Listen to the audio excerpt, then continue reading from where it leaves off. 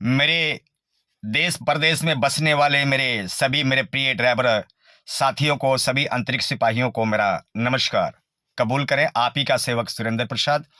साथियों, एक आप सभी को मालूम होगा मोटर व्हीकल एक्ट के बारे में, यानी कि किसी भी प्रकार से आप अगर वाहन चलाते हैं, चाहे वो टैक्सी चलाते हैं, बस चलाते हैं, ओला चलाते हैं, या थ्री व्हीलर चलाते हैं, या ट्रक चलाते हैं, मोटर व्हीकल एक्ट में प्रावधान है कि आपको वर्दी यूनिफॉर्म पहनकर ही वाहन चलाना है। और ये नोटिफिकेशन जो है अकेला ऑल ड्राइवर कल्याण संघ भारत का नहीं है, ये संपूर्ण भारत के ड्राइवर यूनियन और संपूर्ण भारत के ड्राइवर समूह और ड्राइवर संगठन का है।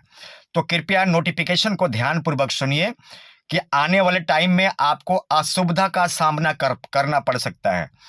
ऑल ड्राइवर कल्याण संघ भारत के लिए नोटिफिकेशन तो है ही है, साथ साथ में अन्य जो हैं, किसी भी यूनियन, किसी भी समूह से अगर जुड़े हुए हैं तो विदाउट यूनिफॉर्म, विदाउट वर्दी के बिना वाहन ना चलाएं।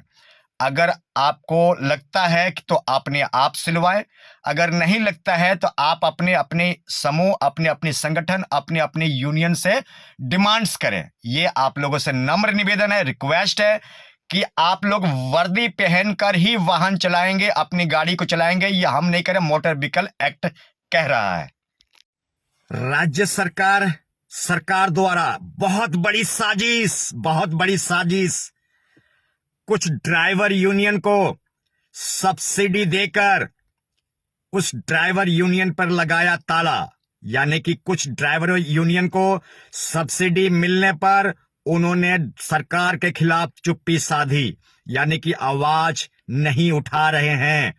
अब कुछ ड्राइवर यूनियन को, कुछ ड्राइवर संगठन को सरकार के द्वारा, राज्य सरकार के द्वारा कुछ सब्सिडी मिला, और सब्सिडी मिलने के बाद, मुआवजा मिलने के बाद भारतीय ड्राइवर की आवाज उठाने पर लगाई चुप्पी, यानी कि लगाई चेपी।